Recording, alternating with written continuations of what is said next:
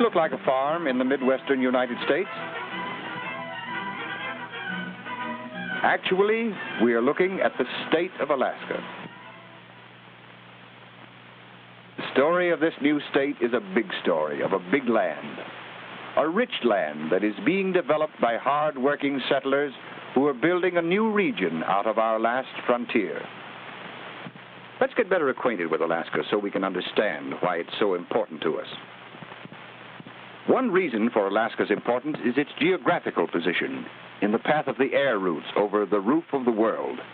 The airplane is making Alaska a center of the new communication routes of our air age. Another important feature to notice is Alaska's size. Let's compare it with the rest of the United States. We can see that it is about 1/5 the size of our whole country. Alaska's vast undeveloped regions are a storehouse of natural wealth. There are magnificent mountain ranges bearing precious ores of gold, silver, and copper. There are 20 million acres of forest, the lumber and wood pulp for future American markets. There are cold rivers that are teeming with fish. And along the coastline, there are untapped deposits of oil. Because Alaska extends about 1,200 miles from north to south, it has a variety of climate. For example, north of the Arctic Circle, we see Alaska as most of us know it, a barren, windswept region. Here, the summers are cool, and the ground just below the surface is always frozen. But did you know that in central Alaska, the heat of summer is about the same as that in New York City? And along the southern coast, the climate is similar to that in Seattle. So Alaska, as we are beginning to see, is not a land of endless ice and snow. Alaska was brought closer to us with the building of the Alaska Highway in 1942. Built with the cooperation of our Canadian neighbors, this famous highway connects with the Canadian roads at Dawson Creek, thus completing the first land route between Alaska and our other states. From Dawson Creek, it is a 1,500-mile drive to the end of the highway in Fairbanks, Alaska. Building the Alaska Highway was one of the great engineering jobs of our time. Men had to cut the road through the forest wilderness and build it up over the soft, swampy ground called muskeg. The road stretches across beautiful, rugged country that is sometimes called America's last frontier. Terminus of the highway is Fairbanks, an important transportation center in the heart of Alaska. Here is a growing community with paved streets, theaters, hotels, and stores. Most of the buildings, such as this hospital, are of wood, which is so plentiful here. The houses themselves tell the story of the growing town. Although modern houses such as these are being constructed, many log cabins are also built. Fairbanks is linked to the surrounding region by telephone and telegraph.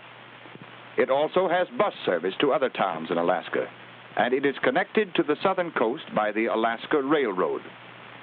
The most important means of communication in Alaska are the radio and the airplane.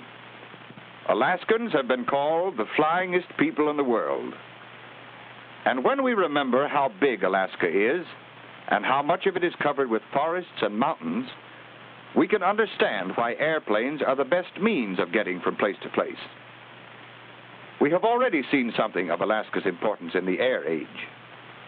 The shortest air route from the United States to China, for example, passes through Fairbanks. Large planes have given Alaska a new place in world transportation. Small planes have solved the problem of local transportation, for they can land on small fields or on the countless rivers and lakes in Alaska's backcountry. On some planes, pontoons are replaced with skis in the winter for landing on ice and snow. Planes carry mail, furs, meat, medicines, livestock, supplies of every kind. Here, for instance, mining machinery weighing 900 pounds is being loaded into a plane. It will be flown over mountains to this mining camp in an isolated mountain valley. Here, the machinery is unloaded to be used in mining one of Alaska's most valuable minerals, gold. The glamour of the gold rush of 1898 has largely disappeared. Today, gold mining is a big industry, using mechanized methods. The old prospector with his pick and shovel has been replaced by the modern hydraulic miner. The early miners exhausted most of the gold on the surface, so today big dredges dig the gold ore that lies deeper in the earth. Gold mining is a valuable industry, but Alaska's greatest source of wealth is salmon fishing. More than half of the world's supply of salmon comes from Alaskan canneries. In June and July, the shallow waters of the Gulf of Alaska and of Bristol Bay are dotted with fishing boats. Fish are also caught in Alaska's many rivers. Here is Alaska's greatest treasure, the silver salmon, worth more to us than Alaskan gold. In addition to fishing and mining, agriculture is being developed as a new industry. Most of us have heard about the Matanuska colony in southern Alaska, begun by settlers from Minnesota, Wisconsin, and Michigan. Like our early pioneers, these Americans faced the tough job of clearing the new land. But today, the fertile soil yields excellent crops, and the valley wilderness is being replaced with cultivated fields. Some farms are devoted to raising poultry, or hogs, or dairy cows. Dairy farming has proved to be profitable in Alaska today. But what about old Alaska, the land of the Eskimos? To see that, let's go from the Matanuska Valley to an Eskimo village near Nome. Of course, the trip is made by plane. Flying northward, we see one of Alaska's most magnificent sights, Mount McKinley, the highest mountain on the continent of North America. Here are jagged peaks and vast regions of ice and snow, a strange, cold world. The snow from the high slopes fills the deep valleys to form glaciers, the great frozen rivers that move slowly down to the lower valleys. There they melt to form glacial streams and rivers. Here on the coast of the Bering Sea, we find Eskimo villages, usually close to the water. Today, the Eskimos build wooden houses and are well acquainted with modern ways of living. However, many of them still wear the Eskimo jacket or parka, and they still live mainly by hunting and fishing. The men are skillful seamen and pursue seals and whales in the Arctic Ocean and in the Bering Sea.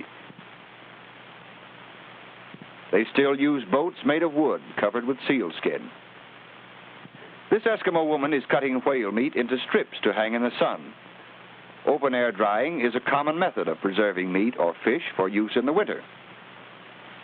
Native Eskimo life is one of Alaska's many tourist attractions. At Nome, visitors enjoy watching the Eskimo game of blanket tossing. The game is a great event for the fun-loving Eskimos. These friendly people are a part of the story of Alaska. That story is changing rapidly, from the old Alaska to the new Alaska, from the log cabin to the modern city. We haven't seen all of the story of Alaska because much of it will be happening in the future. At the State University near Fairbanks, young people are preparing for that future. Alaskans are working and building to improve their land, but there's still much to do. Developing a new state is a big job, which we can understand because we have seen how big Alaska is. We know, too, how important Alaska is to us because of its position in the air world.